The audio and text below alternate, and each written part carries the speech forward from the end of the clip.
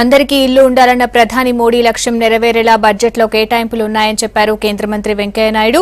గృహ రుణాలు తక్కువ వడ్డీకి దొరుకుతాయని చెప్పారు. స్థిరాస్తి రంగానికి ఊపొస్తుందని చెప్పారు. క్యాపిటల్ గెయిన్స్ ట్యాక్స్ మినహాయింపు కారణం కాగా ఏపీ రాజధాని నిర్మాణం కోసం భూములిచ్చిన రైతులకు మేలు జరుగుతుందన్నారు. మంజూరైన ఇళ్లను ఇప్పటికే నిర్మించిన రాష్ట్రాలకు అదనపు కేటాయింపులు చేస్తామన్నారు వెంకయ్య.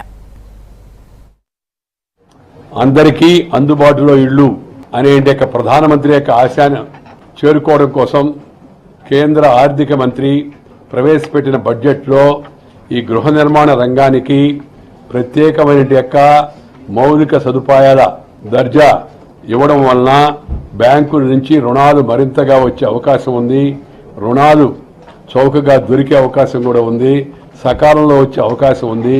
పోటీపడి బ్యాంకులన్నీ కూడా రుణాలు ఇచ్చే విధంగా ఆదేశాలు కూడా ఉన్నాయి. గృహ నిర్మాణ రంగానికి మరింత ఊపు వస్తుందని, దానితో పాటు స్థిరాస్తి నియంత్రణ చట్టం ఏతుందో ఆ చట్టము, అలాగే ఆర్థిక మంత్రి గారు ఇచ్చినట్టు ఇతర సదుపాయాలు అయితే ఉన్నాయో ఇన్కమ్ ట్యాక్స్ రాయితీలు, అలాగే FDI అనుమతులు, దానితో పాటు కాల పరిమితిని పెంచడము, దాంతోపాటు ఇళ్ల యొక్క సైజుని సుమారు 950,000 అడుగుల వరకు కూడా అది అందుబాటులో ఉండే ఇంటి కింద వచ్చే అవకాశం ఉంది. దానికి కూడా రుణం దొరుకుతుంది.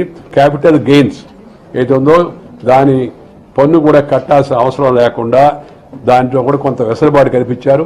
ముఖ్యంగా తెలుగు వాళ్ళకి శుభవార్త ఏంటంటే ఆంధ్రప్రదేశ్ రాజధాని అమరావతికి ఎవరైతే రైతులు తమ పొలాలను ముందుకు వచ్చి రాజధాని కోసం ఇచ్చారో అలాంటి వాళ్ళందరికీ చాలా పెద్ద ఎత్తున దీనివల్ల ఆదాయం కలుగుతూ ఉంది.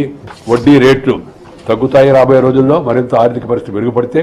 అలాగే ఈ కేవలం పేద వర్గాలకు 6.5% వడ్డీ రేటు తగ్గించడమే కాకుండా వెసులుబాటు ఇవ్వడమే కాకుండా మధ్యతరగతి వాళ్ళకు కూడా 9 లక్షల రూపాయల రుణం తీసుకున్న వాళ్ళకి, 12 లక్షల రూపాయల రుణం తీసుకున్న వాళ్ళకి కూడా 3%, 4% వడ్డీ మినహాయింపును ప్రధానమంత్రి గారు ఇప్పటికే ప్రకటించున్నారు. ఈ డిమానిటైజేషన్, నోట్ల మార్పిడి దరిమిలా ఏర్పడిన పరిస్థితి దృష్టిలో పెట్టుకొని అందువల్ల ఇవన్నీ కలిసి మంచిగా పుంజుకుంటాయని, అలాగే ఎంప్లాయీస్ ప్రావిడెంట్ ఫండ్